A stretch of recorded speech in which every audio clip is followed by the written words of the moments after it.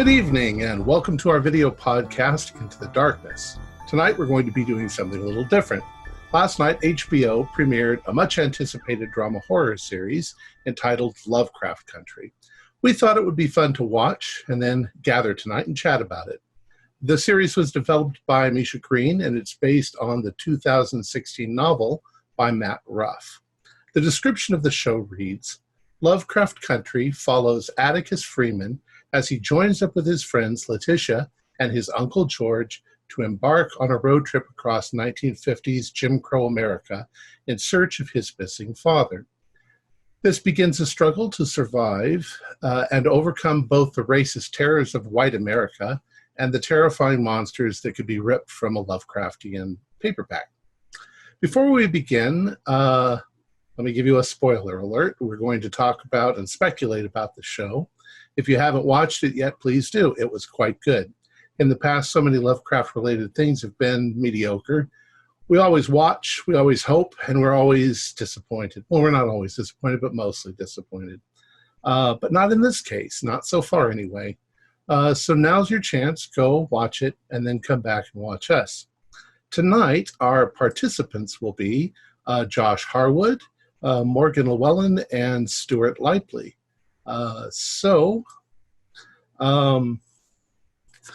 Let's go ahead and begin talking about it. Josh says that he has a whole bunch of notes from it. I thought it was really good. Yeah, it was very good. But wouldn't it be good if we just started at the beginning? Because I really want to just speak about the beginning. Because I loved how it was almost a cartoony version of a black and white, because you had the sound effects and everything going on. And I thought it was really well done, but I loved the references of John Carter of Mars. Yep, and the princess was played by Jamie Chung, who has another role in this episode, but we'll speak about that later. And the War of the Worlds, the UFOs, the tripods, are they called? The tripods, right. Yep. And then, obviously, the Cthulhu mythos. Right. And the Roswell incident, all big things in this era that people were speaking about. So it was nice to see that in this dream sequence. I thought it was really nicely done. Like you say, it starts in black and white. Yeah. And it gradually goes into color. Objects, explosions, and things are suddenly in color. Everything else is still in black and white, and it gradually transitions to where everything is in color. Very interesting. It just felt cartoony as well, because it did. But it felt like it was a dream. It felt, when you realized it was a dream, you understood why it felt cartoony and a little bit all over the place. So the main character, Atticus, Atticus, likes very much to read, and all of the science fiction and stuff has been his favorite, I guess, most of his life. And so things get colored that way. They get quite literally in that opening sequence, when he goes into that sort of fantasy, everything becomes much more vibrant and much more real. Yeah. At least inside of his mind when you're dreaming, Well, there was a real element, because it's worth noting now that he is a Korean War vet in the show. So him being a soldier and having these vivid dreams is natural, considering what he may have seen, but then it just goes bizarre. Now, what year is the game? I mean, what year is the game? We're so used to playing Call of Cthulhu RPG. What year is the story set? It's 58, is it? Yeah. Is it 50? Have to look late that up. 50s? Yeah. Late 60s? So if it was the late 50s, it wouldn't be the Korean War, would it? Or the Vietnam War? Oh, yeah. It does say he's a Korean. It says he's a Korean War vet. Yeah, so the Korean War lasted from 1950 to 1953. Okay. Yeah, it says he's a Korean War vet, and it mentions you get reference to it in a phone call later, but I want to discuss that when we... Well, that's my ignorance. I don't know much about wars, so... Yeah. when these wars occurred. I don't have a clue. I thought the visual, not just the special effects, but the whole artistry of the whole thing, the costuming, the sets, everything was in period. It was beautiful. And then occasionally the music would jump out of the period. You would get a lot of period music, which was wonderful. And then suddenly you get a little bit of rap in there under certain parts of it, which I thought worked really well because that's where we are. Yeah, it brings an element of contemporaryism to it. Some other movies have done that, like with Marie Antoinette or Moulin Rouge or what have you, where they pull on contemporary music to give the contemporary mindset of that period. Now, I think it works well. Yeah, but the music is definitely a big plus for me, and also just the sound design in general, because it, on top of like the nature of this with the white folks in the background, like you always see a white man somewhere just lingering. Even when they're in the black neighborhood, you have the white cops trying to stop the kids from having fun with fire hydrant, and you've always it just feels like they're gaining on them. And the further you get in the episode, the more white people are surrounding the it definitely, if horror is about building up terror, when they were in Chicago, they were in their comfort zone. And even though they were being minorly harassed with the water thing, which, if you recall, as soon as the cop was out of the way, then the water got turned back on again. But as they moved out of that comfort zone, it got progressively more and more terrifying. And I was fucking holding my breath for a lot of the episode. Honestly. It built up a definite sense, a tension and a terror of its own, outside the scope of any sort of Lovecraftian terror, just the Jim Crow environment. So something that you get from reading the book, the very, very opening line is a quote from the travel guide. And it talks about the definition of a Jim Crow mile. And it talks about there's an uncertainty. And so like it wears on your, it's like, I should have written it down so I could directly quote it. But it talks about that the amount of time it takes to cross one is unknown because of all the hazards that you encounter along the way from Jim Crow laws and attitudes and racism. So it's a danger. It says it's a danger to your health and sanity, and it's unknown how long it will take you to get places. So it's kind of this juxtaposition of the concept of the deeper people delve into these mysteries and these weird fiction types things, their health and sanity gets risked. But it talks about just them traveling across the country. It's a kind of a similar. It's unknown. You don't know what's going to happen to you, and it wears on your mind and your body, and might even lead to your death. So it's really, that's how the book. That's the very first thing it says. I feel that a show like this, I hope that at least in some part it's trying to educate people, because I felt educated. I've always known that horrible, bad things took place, but I didn't realize to the extent that, like, they go into a cafe and the guy behind the cafe calls somebody, and a few minutes later there's a bunch of upstanding citizens with rifles ready to kill them all. I couldn't even imagine that actually happened, but it did. And that's the terror. It's almost as if when we got finally to the monsters were a relief from the terror that was coming from the sheriff and the other characters in it. I actually jumped. It was weird, but when the creatures came, which I will obviously get to at some point, it made me kind of not jump in terror, but jump as in holy shit, there's actual monsters now. Yeah, like it was bad enough before. Now, Yeah. now you've just gone a whole nother degree bad. Yeah. Well, let's talk for a second about the monsters. The monsters are labeled as Shoggoths. Mhm. And I like that because why not? And I never, ever would have thought of Shoggoths having big old rhinoceros legs running around like horses.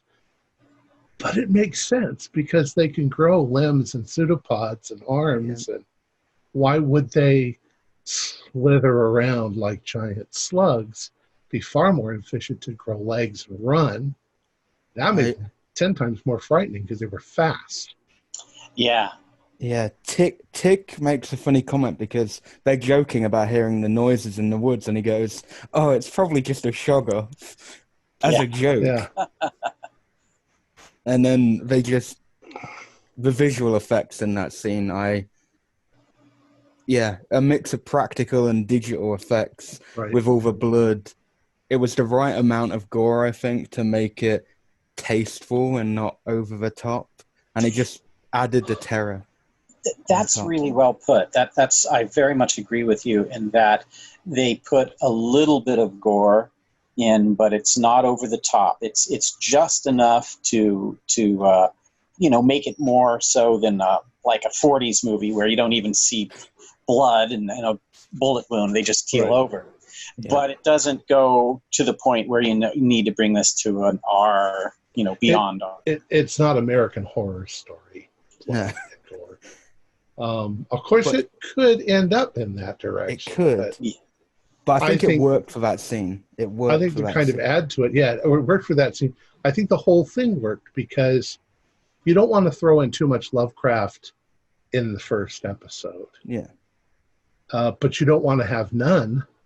I get the feeling it's definitely a drama around the main characters, which is wonderful. And that the Lovecraft elements are popping in like they do in a scenario unexpectedly, And just a few of them right now, just a little bit in the beginning to give you a taste, to let you also know that, this isn't a metaphor. It's going to be something in the story. There is one thing. You go first. Another element is not just along the lines of a Lovecraftian story connection, but we were talking about this just a little bit earlier, where at the beginning, it almost seemed like an element of a Call of Cthulhu scenario game was being introduced there, where you had investigators coming together with a letter and looking at books and there's that feel in there. There's a whole scene that really, for me, seemed to really resonate with a Call of Cthulhu scenario. Yeah. Yeah. Yeah, really. It does feel like a Call of Cthulhu scenario, but it works because, they're kind of mixing the book along with the actual mythos, adding a bit more in there, which I assume Morgan will go into a bit more because he's read the book fully. Right. Morgan's read the book. Yeah. Josh has started the book. I have not read the book. I have not. And Stuart's not read the book. I like shows where you like the characters. And the three main characters, Atticus, Letitia, and Uncle George, are all very likable characters. You like them very much from the very beginning. And their relationship with the people that is in Chicago is very likable. It's like they're a family. And I like that. I like that too. Yeah. That singing scene as well. Oh, the singing scene was wonderful. Letitia. I feel like it was a calm before the storm moment. Was Letitia and her sister? It was her sister, Ruby. It was more of a calm before the storm moment because it felt like a really happy vibe. You saw this black community come together and have this party, and you just know something's going to happen later in the episode because you've got that nervous feeling. You know and what? there was some little tension in the scene too, but it was normal tension, like you'd expect. Like they had some family history that wasn't all fine and dandy. Right. Yeah. It was believable, and I think that it surpassed my expectation at that point, because we're used to watching scary things and we're used to watching drama, and there are certain tropes that always tend to happen. You mentioned the street party. I watched the street party, and through the entire thing, I sat there waiting for the police to show up on horseback and beat everybody down, like you see in so many other movies. Yeah, I was honestly waiting for right that back to Fiddler on the Roof, where the Russians show up and beat everybody down during a wedding. But that didn't happen. So we get sort of the impression that Chicago's not that bad. They've got a community in Chicago. They're still harassed a little bit, but it's not like the South. But it's safe. It's their safe zone. Right. It's their safe place. And I have opinions about Massachusetts because I lived there and I loved it. And I have kind of a good heart, so I don't see a lot of things. But it surprised me going from Chicago to Massachusetts that they would encounter what I would expect to be the same kind of prejudice you find in Alabama or the South, against blacks. But I'm sure there were lots of areas that were. Look at H.P. Lovecraft. I mean, he was through and through New England, right. And he is, horrifically racist individual. Oh, Jesus Christ. And so he was not the only one. I mean, other people he corresponded with shared his views, and so it's that's something we don't typically think about it. We think, it's just the South. That's where it all is. But it really shows you that no, it was everywhere. Yeah, I think but everywhere. Yeah. I've always kind of felt that in the South, it's a bit more what I'd call racial, and in the North, it's more class, because the New Englanders sort of inherit the stuff from the British, the idea that there's class levels, and you don't there's servants and there's heads of the household, so it's still there. But I wouldn't have expected them to. Maybe I didn't understand that scene. Let's see if you guys did. The scene where they go into the cafe. Yeah. Mm-hmm. And they're sitting there for a second, and Atticus looks up at the wall and he realizes that it's painted white. Fresh paint. And that the ground is that's burnt wood underneath the tile. I didn't understand that part. Okay, so I'll let Morgan. Okay. Again.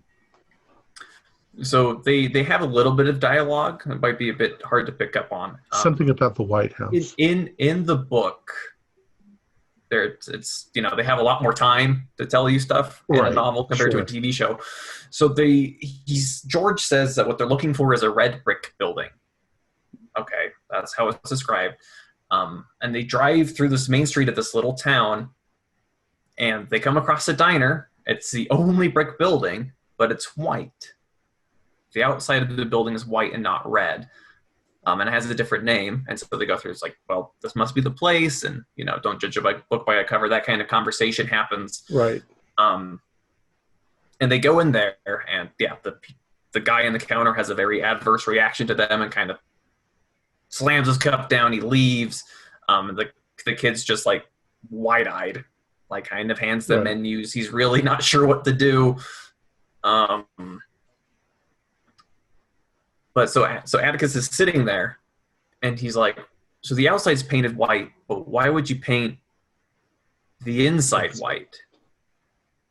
And then, like, there's, like, wooden pillars that are also painted white. Like, this white has just been thrown everywhere. And it seems like there's, like, a false floor. Like, and so he's just like, hey. And he's got the vibe because he passes the fire station. and the looks that he gets from a fireman sitting out there, he's just like, Just oh, this is before- really bad, because he's trying to get like, hey, we should really go. Yeah. You know, where George goes in the whole like, no, our money spends everywhere as good as anybody else's. You're a veteran. We can be here. We're going to be here. You know. And so he's just like, well, this building's been burnt down. You know, they come to that realization as people are coming to kill them, essentially, or horrifically injure them in some way. They're showing up as they're kind of realizing like, oh, they've burned this place. Possibly because it was a black-owned business. Mm-hmm. There is a few things that I know about that scene. So obviously the person who owned it before was called Lydia, and what I gather is the young lad behind the counter worked for Lydia, because there's a little bit of dialogue when he's on the phone that he mentions a little bit. It is quite hard to hear, because obviously it's meant to show that Letty is listening in rather than you hearing the entire conversation. But I think there was an altercation between them, and Lydia was killed in the fire. But I also like the juxtaposition that the blackened building was painted white. That's So it was just... All right, now it makes sense. Mm-hmm. Because a lot of the prejudicial issues in a lot of parts of the country had to do with black-owned businesses. Yeah. Mm-hmm. You know, And or at least be torched. And even if in the middle of farm country here, if it wasn't black owned, they were still, you know, because they got a tip for the guide, like they were letting black people eat here. And this community decided that was not okay. And, you know, had intimidated and burned this business down. Like, no, you get out of here. One thing that you don't see, something that scene in the book, how they escape, because in this, you know, she comes out and is like, hey, we all gotta run. I heard this conversation. So they all book it before the people show up. In the book, the people show up and it's too late. They're sitting in the diner, Atticus and George. But Letitia actually like sneaks out the back and like lets horses out of a nearby place to distract them. And so she's very, very clever. She helps them through her ingenuity get away. Yeah. And then the scene follows with our first little glimpse of the supernatural. Before we get to that, just before we get there's just a little bit that you were talking about the fire station, and this is just my cinematography nerd in me. That slow motion shot past the fire station, was very well done, because it's like Atticus is just, it's going in his mind. Something's wrong seeing, and he's just like, holy shit. And because it's in slow motion, it just makes it feel more real. Because the dog is even slow motion jumping out of the car, and it just felt really, it gave me like a bit of a shiver when I saw it. And that's just thanks to the cinematography, that it made me like shiver and get goosebumps just seeing the facial reactions of the fireman and the dog just jumping at these three African American characters in this car, and all they want to do is just go and have a nice peaceful meal before they continue on. I thought the billboards too gave us the shivers as they drove along. There was one about not being out after sundown. Yeah. That was, once again, I was educated. I had no idea either. That I was like, the sundown like law. I was like, what the hell is this? And I was like, holy fuck. When it actually came in effect, I was like, Jesus Christ. Yeah. That was crazy. All right. So anyways, they're running away from that place, and they've managed almost to get away, and they're being headed off. Well, they're not being headed off, but they think they are. They can see a silver Rolls. Yeah, the tracking on a side shot road. is And great. of course the Rolls doesn't cut them off, but rather they go forward. The Rolls comes up behind them. And then the rolls turn sideways in order to block the truck with all of the guys shooting at them. And we see the truck suddenly flip in the air, but it doesn't actually hit the car. No. Yeah. It doesn't hit the car. So we've got our first little bit of magic. It's like there's a force, because it goes all the way over the car. Right. It's like a force field. It doesn't like even touch the tip of the car. It just goes straight over, which is unusual because if it hit the car, it should have flipped over the car. Yeah, it was a very in your face kind of representation of that subtlety, or not really subtle.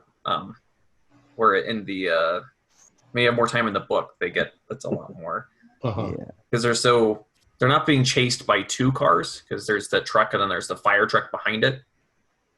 In the novel, it's just the fire truck that's bearing down on them, and this car gets in front of it, so the fire truck can't brake, and it kind of tips off to the side of the road, and so they're like, there's that plausible deniability in their brains that are just like, wait, did it just crash? Like, it should have hit that car, but it didn't.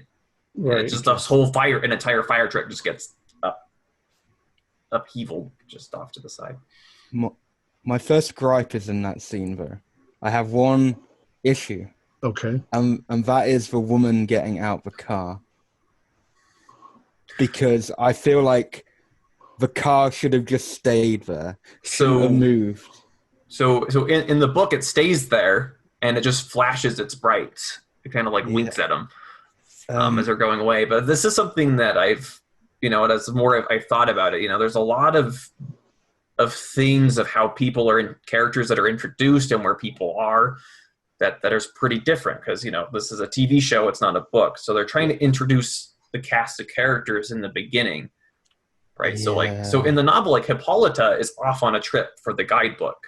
So she's not there. You don't meet Ruby. She's not there. George's kid, Horace, in the book is asleep. So you don't meet everybody like you do in this, where, okay, well, now the whole family's home. Right. There's this singing scene with Ruby and with Letitia. And so they're trying to introduce everybody. So now this, the person that's in the car also has to be introduced as a kind of like well, who's that? Yeah. Because... Well, yeah. I mean, they've got to pay these people for acting. So... I just think it was to give... Because that actress is played by Abby Lee, who plays a main character in this called Christina Braithwaite, because I did a little look at who she plays, so I recognize the actress. It's something that I find interesting with transitioning books into TV shows, which I haven't studied it too much, and so I can't really speak to why one would start doing that. But it's changing the genders of characters, because the person that's pursued, like in the car, since kind of talked about that, is Caleb Braithwaite, and so they've switched this character, and then like George's son has become George's and Hippolyta's daughter. So it's kind of interesting how they've changed the balance there of male to female characters. Once again, it takes me into our Call of Cthulhu playing that we sometimes just switch the genders on the characters. Yeah, it happens, and it's not like it happens. It's not. And as far as the story's not really impacted, right? I mean, it's still the same people. They're doing the same things, and I just find it interesting, those dials that they turn on the on kind of adds something else to the story, different kind of subplots they can kind of tinker with and ideas and themes. So yeah, I think it's just a gripe because I feel like they put Abby Lee in there so she could be credited for this episode. It's like so she could get paid. There's politics behind all that sort of stuff. Mm-hmm. Like incorporating people into a scene for contract reasons or whatever it may be. Because of their... It just felt unnecessary. Yeah, it was very odd that that they got out story-wise, of the car. It made... I've never read the book, so for me, it seemed just fine. Yeah, it seemed fine for me too, but as you mention it stopping the car and then getting out seems a little bit melodramatic. See, I haven't Wasn't even there read the another book all the car way through. behind them too? Yeah, there was the fire truck. Yeah. So that stops. yeah, I kept thinking, why would she get out? Isn't she going to have to answer some questions? Well, there's some things that you don't know that I know. Right, That I'm of not going to course, say. of course. I mean, I can guess because I Uh-huh. Call of Cthulhu, but yeah, I mean, to the first person watching this, you'd be like, "Oh, is she going to answer some questions?" Because they're going to ask them. Unless, of course, she just goes meh, and they leave. So, as we're obviously moving on past like Chicago, we're obviously past Chicago. I just want to briefly go back to Chicago because there's one thing that we didn't mention that I think is worth mentioning. So, Tick has Atticus, who goes by the nickname Tick. He has a phone call to South Korea. Now, I only recognized the voice because I'm a fan of the actress, but that is Jamie Chung who's speaking to him, and she is the princess in the dream as well. Red Yeah. princess. And Princess of she Mars. says something which I have written down. See, he has text he wants to share, and so he actually writes it down, unlike myself. Yeah. Who just tries to She kind of where have I written it down? I have so many notes. Morgan, you're just older and tireder than Josh is. She says, you should, he says, I've gone home, and she says, you shouldn't have. You shouldn't have. Yeah. And it stuck with me for the entire episode, which is why I wanted to bring up that scene, because those words that she uttered just stuck with me for the entirety of the What is she making episode. reference to? I got the impression that Uncle George insisted on going along because he also thinks that he shouldn't have come back and he shouldn't go looking for his father. But if he's going to, he needs to be there to protect him, because people know more than Atticus does about things. Because they have a little conversation, him and Uncle George, about when he was younger. Right. And obviously Tick goes, you should have been there for me. Because he was going on about how he wasn't there for, what's the name of Tick's father? Okay, so Montrose. Yeah, Montrose. Yeah, so the dynamic... So there's a few things, where they kind of when they're setting it up, right? So the whole introduction to the story is very different. Because in the book, it's just Atticus is driving from Florida to Chicago by himself in his car, and so he has a lot of time for self-thought and introspection and thinking about things, which in the TV show doesn't work. So now he's traveling. He's on the bus. It shows you a little bit more of the the segregation of America, and kind of adds that extra bit of flavor of, everybody else gets a ride when the bus breaks down except for them. That was awful. But so those conversations that he has with that lady, where it's just like, well, you're reading a Princess of Mars, he's a Confederate. You can't put X in front of Confederate. In the book, that's something Montrose says. That's like a memory he has. And so one of the things Atticus has so when he says he joined the army because to get away from his dad, that's more implied in the book. You kind of get that kind of feeling that he's trying to get away. But one of the things he has with George is because George is the one who has the H.P. Lovecraft books. He has the Edgar Rice Burroughs. He has all these pulp novels.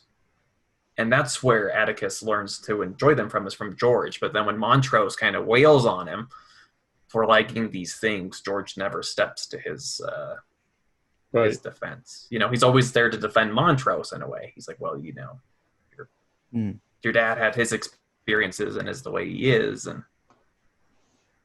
I think it goes back to what Tom was saying, though, that George is there because of that. You shouldn't have come back here kind of thing, because I feel like he wants to make amends for not being there, so he wants to make sure if he finds his father, he can kind of protect him almost, or at least do what he couldn't there's do definitely when he was that sort of protection vibe, which isn't very nice. Mhm. Oh, so much of their acting is subtle and very well done. You know, I didn't feel like anybody was over or under acting at all. Oh, agreed. George is played by a veteran, Courtney B Vance, who's been in a lot of things, so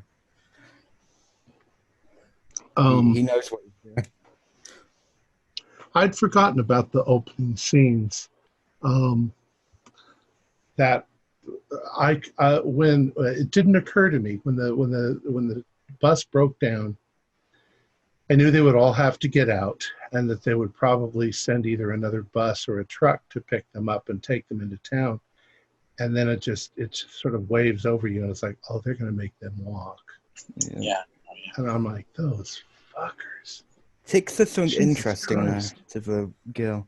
He says you try to cherish them and overlook their flaws when they were talking about John Carter and the Confederacy. And I just thought that's a nice bit of dialogue to come from a black man in that kind of area. It's a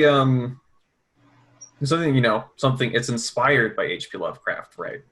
There's a lot of references to Lovecraft, and as we've mentioned, they bring up a very terrible poem H.P. Lovecraft wrote. Right. I don't even want to mention it. I was watching a podcast the other day, and they read the poem. Mm-hmm. No, it's terrible. I mean, if you're a fan of H.P. Lovecraft, it's worth reading, in my opinion, to kind of learn a more holistic view of the person. You're just like, oh, geez. And so it's kind of like the things that he's created, this kind of imaginary or like literature that he's created and that we all enjoy and that we've all built off of, and it really, when you boil it back down, it comes back to him and his flaws. And so it's kind of like, when you like something, you like this creative work, it's like a person, you love it for what you love about it, and you're trying to look past some of those flaws, and whether and it's the thing. I know plenty of people that they like Cthulhu, they like works based on it, but they won't read Lovecraft, which is fine. They're like, well, hey, I can't really separate him from his works, but it kind of brings up that eternal struggle of this thing that he's created versus the man himself, and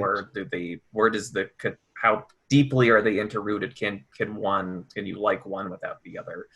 And I tend to say yes, because I run against other things. One of my favorite pieces of music is Carmina Burana by Carl Orff. And he was a Nazi. I mean, there's no way around getting that. But the music is brilliant and beautiful. And so you just regard the fact that he was a Nazi. Yeah. You don't condone it. You're enjoying the music, you're enjoying the work for what it is. But I thought, if I recall correctly, there was also a line in there, in that conversation between him and the woman walking on the road, about not changing the way that it's written. Leave it the way that it is, because it's important that we understand where that came from, And we've had the conversation before. Morgan, you said that one of your favorite stories is Rats in the Walls. Mm-hmm. And the name in the cat is, we can't say it. I can't say it out loud. Yeah. It's the N word. But, and I've always in the past kind of been an advocate for, well, just change that word, But in a way, you really shouldn't. You should leave the piece the way it is and remember it. You can still enjoy it, but you can remember that there's prejudice in the world, and that it should be gotten rid of. Right. It's a thing where it's like something that's mentioned in the novel is that so Montrose never supported book banning. He never told Atticus, well, you can't read Lovecraft. Right. Instead he goes and he looks up, this poem. He's like, well, hey, here's something your friend Lovecraft wrote about you. What do you think about it? So instead of just finding things in literature works that, are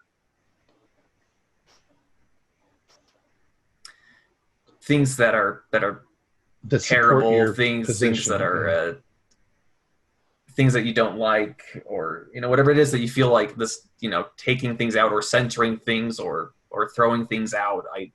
That's something I don't personally believe in. I don't. Right. And I thought that whole thing was handled very well. Now, one thing, now I don't know if in the original, the book, there are gay characters, but we definitely got a gay character in the show. It was subtle.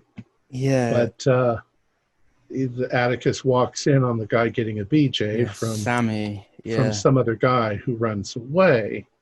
And I have a problem with that unless we're going to develop that character into something. Yeah, I had a issue with it. In the book, like, that guy is a sentence, because it's just like, we don't know, because they don't know, because when Atticus shows up, he does not know Montrose is missing. The letter says, come to me in Chicago, and then we'll go there together. But he gets there, and he's like, hey, George, have you seen Montrose? And George is like, or George Atticus, have you seen Montrose? He's like, no. And then they discover, so George doesn't even know he's missing at that point. Right. So he discovers that, oh my goodness, where is he gone? So he goes to the bar to try to, and they're like, oh yeah, no, he came in here with this, this white guy who drives this really fancy silver car with tinted windows. And they talked in the corner. We didn't really know what was up, but, then we haven't seen Montrose since. But so, yeah, it was really, it was a lot more for a character that doesn't really exist in the context of the novel. Right. See, I have a problem with them doing that because they just did it so they could say, oh yeah, there's a gay character in our show. Yeah, that's what I have written down. I just thought it was a bit... I knew what they were trying to do, but it just felt like they were forcing it there. Right. It's in that scene. It's gay coded. Unless that character is going to circle back around. Right. Unless it does circle back around, and it makes sense. Then I'll be okay with it a little bit more. Yeah. But yeah, that's become a trend in a lot of TV shows and movies. Is you'll tick all the boxes. You'll tick all the boxes, yeah. Right? And it's these people have no substance, and they should be characters if it's a character. Yeah. And not belittling the boxes to tick can all be very important, good concepts for stories. But just to have them in there just for the heck of it is it's the politics we talked about earlier. You talked changing genders. Somebody says, "Oh, there's too many men in this story and not enough women. Let's change these characters to women characters." Hollywood, or I don't know if you call TV Hollywood. Is HBO Hollywood? I don't even. Where is their office? Where is their? It's HBO Wood. There is a note. There's two about George, and I can kind of leeway it in because they combine. So there's a few bits that I picked up with George. So when Atticus first appears, George is holding a bat, expecting there to be someone breaking in. He also has an issue with Letitia driving, which I thought was a nice little touch, because it was almost like, women drivers in the 50s? Women can't drive. So there are a couple of things, things that they've tweaked a little bit about George, because he talks about his knees have been shattered by people that beat him up on the side of the road, and he talked about, I don't want Hippolyta going out there to be attacked like I did. He wants to protect his wife. He's like, well, he finally comes around. He's like, well, maybe we can go together. Whereas in the book, she's the one going out by herself all the time. They used to go out together, but then he had to run the publishing. He's the publisher. So she was the one going out, and he was looking after his kid. So it's kind of a bit of a role reversal. He never has a problem with, he says, who drives first. He doesn't have a problem with Letitia driving and things. So it's really kind of, that was interesting to me, because George was a lot more progressive in that sense as the character, and they've kind of seemed to have dialed. I think they're going to have him make that progressive arc. It's an additional thing for his character to kind of more grow into that trust, and so they kind of have they set him back from where he starts. I Now, thought I thought they used it for a slightly different means in this, and I liked it. I thought the scene with the two of them in bed, on a lazy morning, was wonderful. It was well written. It was the way people are when they've been married, and they're just sort of jibber-jawing together in the mornings and so forth. And then I thought the scene where he calls her and says, maybe next time we can go together. I think that he felt like, I'm going to die on this trip because they're going to kill me. I got the same and feeling. I want to tell you that I love you. Yeah. I want you to go. Yeah, it was a heart-wrenching scene. Yeah, it was very nice. It was nice, heartfelt. It felt natural. It felt like they were a natural. He felt afraid and scared. Yeah. Mm-hmm. And I liked that. I just too. and they've also, these interpersonal relationships here at the very beginning are a bit more developed than they are in the book. Mm-hmm. Because so Letitia especially, her character has been heavily altered. In the book, she's very religious, like to a super a superstitious extent. Okay. So she's and so she's like going around trying to do what she thinks God wants her to do. So she missed her mother's funeral, but it's not really a problem because, in the TV show, it's like this massive family drama. Like, you weren't there at her funeral. How could you? You're only going to stay with me for a couple of days. Her brother's yelling at her to get out of the house. How dare you be here? But in the book, it's more like, so she finally comes home because she has this string of bad luck. So she thinks it's her mother's ghost. Being like, hey, you missed my funeral. Right. What, why did you do that? So she comes home, tries to make amends. That drama between her and Ruby and like moving into a house. That's something that it comes later in the book of that whole where do we go? And so they've moved that forward. They kind of brought that drama in and they've added this whole layer of because when they're at the brother's house, he's very, very nice, very polite. And they think that they leave her there because she's going to borrow some money to do, what God wants her to do. That's what his brother kind of jokes about, she needs to borrow money for some unknown purpose. But she actually hides in the car. And so once again, so like in the diner, she has this, she's the one who she shows up, she saves the day, she thinks of a way out of it. And then when when things go bad with the sheriff, she's still hidden in the car. Right? So there's a bit more where she's very clever. She's helps them. She's doing what she's like. She feels guided. She's I felt like I needed to still be with you and to protect you. And in the case of the show, they made her a little more physically and mentally strong. So they've kind of changed the nature of her character in that way. I think she's the one who drops the first F-bomb, if I remember. Yeah. She comes out of the back of the diner. We got to get the fuck out of here. She's a very good character. She's a very good character. No, I really like her character in the show. I wasn't quite the biggest fan of her in the novel, actually. So then we come to the sheriff, which we saw coming earlier on in the show. There was a foreshadowing of the sheriff. Holy shit. Jamie Harris did a great job as the sheriff. Yeah, I was terrified, but also really liked his acting. I was also terrified of him. The characters were helpless.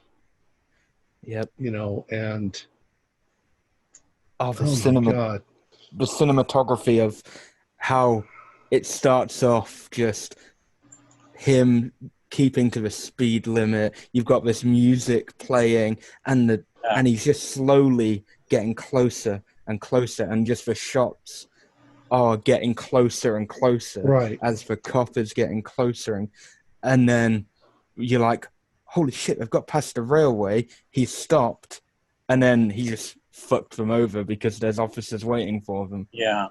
So that's an interesting change that they made. They took two separate things that kind of happened and they've merged them together. For I mean, having people tell you in a book about something scary that happens is one experience, but if they sat around a table and talked about this horrible thing the sheriff did, it doesn't really have the same impact, because one of the things that they're talking about when they're doing research at first, when they're looking into Devon County and Ardham and Bedford, Right. they read like somebody who wrote an entry for the guide, their travel guide,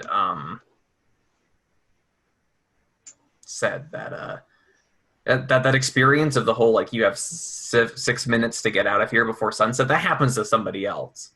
And when he gets past the county line, the sheriff gets out of his car, trains his rifle on him, and he ducks, and the bullet comes right where he would have been, shatters his windshield. So the sheriff still tried to kill him, even though he got past the county line. So when they're going through there, they're going through there at night, trying not to be seen. And so there's that massive amount of tension that, like, this place is not where you want to be. And so when they run into the sheriff, when they run into the sheriff and his deputies, you're like, oh no. Yeah. Like, it's so much worse. You're like, because you've been introduced before how much of a nut this guy is.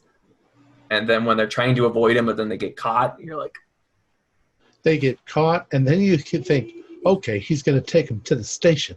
No, he takes him out into the woods, and I'm like, oh, fuck. Yeah. And then it They hits are the fan. fucked. And then it just hits the fan. And you're Well, like, at that And then point, Lovecraft saves the day. well, but up until that point, the tension and terror was real. It was It palpable. was real. yeah. It had me on the edge of my seat, and we hadn't even really gotten to Lovecraftian stuff. Right. That's thanks to the cinematography. I'm just going to praise the cinematography, but that is due to how it's shot, because it And then is. the Shoggoths show up. Which, Oh, yeah, as I man. said earlier, I liked. For me, Shoggoths have always been this blob, that rolls around like a giant slug. But in this case, the Shoggoths grow legs and mouths and eyes and romp around like gigantic tree-climbing monsters and kill all the bad guys, which was lovely. And they still could morph. It was Right. very much a morphing type creature, but it was a new take on them, which I found enjoyable. Yeah. It was more, kind of, more for efficiency. well, so the monster scene. So if we're going to talk about problems, things I Okay. didn't like about the show. Yeah, where my book snobbery might come out a Right. bit more is there's so many instances in the show where it kind of just feels like they're hitting you in the head with a sledgehammer. If that makes sense, they're just like, look, the car's supernatural. Boom. Right. Look, there's actual monsters. Just boom. They're just hitting you with these things. Like, did you notice it? Because we're not going to trust you to notice something subtle. So wham. Because in the book, because they're he's jokes about a Shoggoth. They're joking about it this whole time. But when they're in the woods, like a tree falls over. Like this whole tree gets like knocked over, and they hear something out there, but they never see it. So you get the impression there's this massive. It's huge. Just something out in the woods, and the deputy's just, he grabs a tree branch on the ground, he's like, he's not going to let this deputy kill him and his uncle. So he comes around and just tries to surprise swing at him while the flashlight beams moved away, because, and they're gone. They've just vanished. And part of that is Letitia, she sneaks out of the car because she wasn't seen, and she lights the patrol car on fire. So the sheriff and the deputy go back, so it leaves just Atticus and George, which is one guy, so they're like, we can take him. And whoop, that guy's just gone. His flashlight's just on the ground. His shotgun's just on the ground. Like, he's just like, and the other deputy, like, all of a sudden they hear the sheriff calling, like, so and so, where did you go? And they hear gunshots, and then the other deputy vanishes, and then Letitia knocks the sheriff out. He actually doesn't die. So that's something they give you in the show. They're like, this guy's horrible, but they kill him so you feel a bit better. But he doesn't actually get killed in the show. Or he gets more something, you see something terrible happen. He morphs into the true monster, right? He's like, oh, he really is a monster kind of happens. But in the so they get saved by this, something saves them. And once again, they get back on the road and they catch a glimpse of a silver car in the trees. So once again, whoever is driving this car has once again intervened to help them keep going to this really, really weird place that's Artem. Well, it probably was you got to give the fans something, because like in books you can read and you read them for a week as you're reading them and enjoying the book.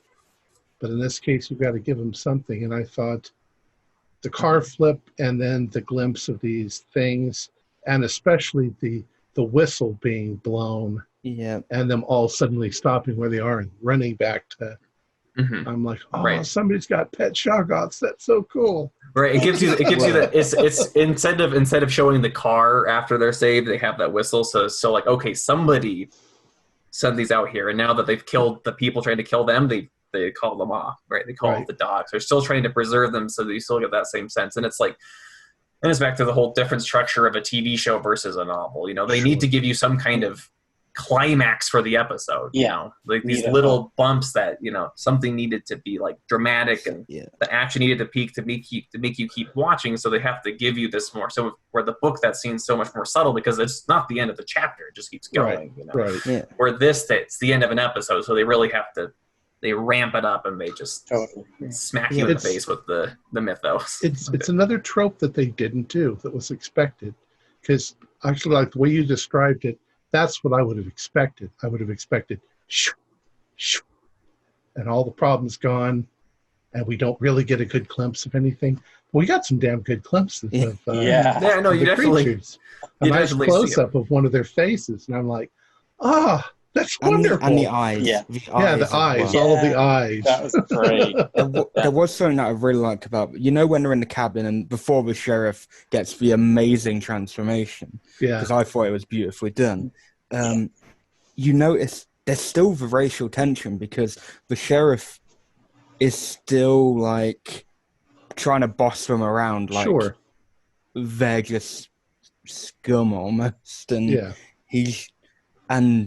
they're trying to be like, we're in this situation together. We need to work together to get out of this, and then but the sheriff and his deputy are still being they didn't become racist. Friends. No. Which I thought was good because it kept to the authenticity of what they're trying to get at. And what happened to the deputy? Did he just get eaten? Oh, he got eaten. Oh, he got bit on sheriff. The neck. Yeah. The sheriff just ripped his neck off, and you saw the flesh just come up.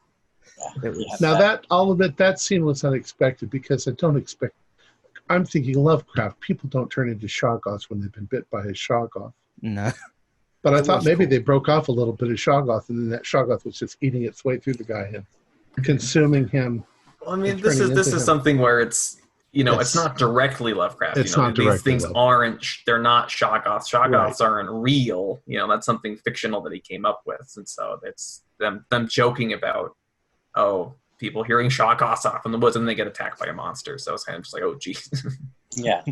Maybe should have knocked on wood. Actually got it. And then we got the most beautiful and spectacular house I've ever seen. Exactly what you want in a Lovecraft story. It was a beautiful. And Stuart, you seem to think that it's a real place. I was just reading on a website. I don't know how accurate it was, but it's really cool because Lovecraft often describes places like that as having been built over the centuries, and so they have all different styles of architecture. And when you look at this, it definitely has a whole bunch of different kinds of architecture to it, all sort of thrown together. It's a mismatch. It's very beautifully And then, done. Of course, the sort of pleasing ending where they all knock on the door and they're all covered in blood. And the the guy answers the door and he's like, "Oh, we've been expecting you." The blonde-haired, blue-eyed blue-eyed man. Yeah. With the silver car. The silver car was there. Right. As they were walking by, it was just parked. Yeah, that was a nice. It was a nice end. It was a nice end. Very satisfying to Lovecraft fans, I think. Mostly so. We'll see. Yeah, there is something that great series get destroyed after the third episode. Yeah. But So there's something I want to talk about, which is actually I'm going to shout out John Hook because he had the same gripe. I saw it on Facebook just before we had this, and that is because Atticus and George Morgan can correct me here, but their last name is Turner in the book, but they are called Freeman, which is a very on-the-nose thing, Freeman. I thought it was very on-the-nose for... I mean, and to me, I mean, you're talking about the differences, as I've mentioned, the TV show, for many reasons, is not so subtle as the book can be. The book can be a lot more subtle than the TV show. I don't mind on-the-nose things, but I felt like the last name is too on-the-nose for what the themes of this show is. Once again, it might be politics, because when you said the name Turner, I think of Pirates of the Caribbean. Because they were all Turner, or the main character, and it was Turner, other than William Turner. Yeah. Yeah, that's weird why they changed things like that. It is a weird. We didn't make one of these chat sessions about Lock and Key, mainly because we all freaked out in the first episode when they ruined everything. Yeah. And changed it all, including changing the name of the town from Lovecraft to some other name. Yep, that was pure politics. It was literally pure politics. Yeah. All right. Do we have anything else to say before we're all looking forward to the next episode? Definitely. Well, if anybody out there feels inclined or enjoys reading, I mean, I cannot recommend the book enough. I mean, it's one of my favorites, especially in the genre of weird fiction. I don't know. I intend to read it after we're all done with the series. But this is something that I like to ask when reviewing something. This is, I know it's a cliche, but what would you rate it out of 10 if you could? You don't have to. But. On the first episode, I'd say the first episode was really high. It's very promising for the future. Nothing turned me off. I'd give it at least a 9. Yeah, that's where I'm sitting at. As well, 9. An 8 or a 9. It got a 96% rating on Rotten Tomatoes. And I don't watch a whole lot of TV, so I'm giving it a rating. I will watch the next episode. Generally, when it comes to a show, I'll just watch an episode and then just never watch it again. But this one, I'm curious to see a bit more. Just see what they do with it instead of being like the book is too precious. Don't I'm willing to brave another episode of changes. I think we need you more for your book knowledge. You always have to take each performance for what it is. People write plays, and then people perform plays, and every time they perform the play, they perform it a little different than it was before. We remake movies for the same thing. Some people say, why are they remaking that movie? And I'm like, what difference? This one's Spider-Man. This one's also Spider-Man. This is a different Spider-Man than this Spider-Man. Just enjoy them for what they are. So in this case, we're going to enjoy this for what it is, and then we'll read the book. But yeah, I usually like the books better than the movies or TV series anyway. And TV series have a nasty habit of falling apart after a season or two. Yeah. Suddenly it'll be like we'll have to bring in ghosts, and we'll have to bring in ghouls, and we'll have ghost hunters running around, and be like, oh, Jesus. Oh, and then they'll get to amnesia. Oh yeah, somebody will have amnesia, and somebody will commit a murder, but it's not possible, and we'll find out that they have a twin who his secretly he was in an asylum, but I mean, we could go on. And then time travel and time travel. Yeah. Oh yeah, I got to throw in some time travel. constantly Right. reset character development, you know. And then that Yeah. character that committed suicide in the first episode will show up later on, having fooled everyone.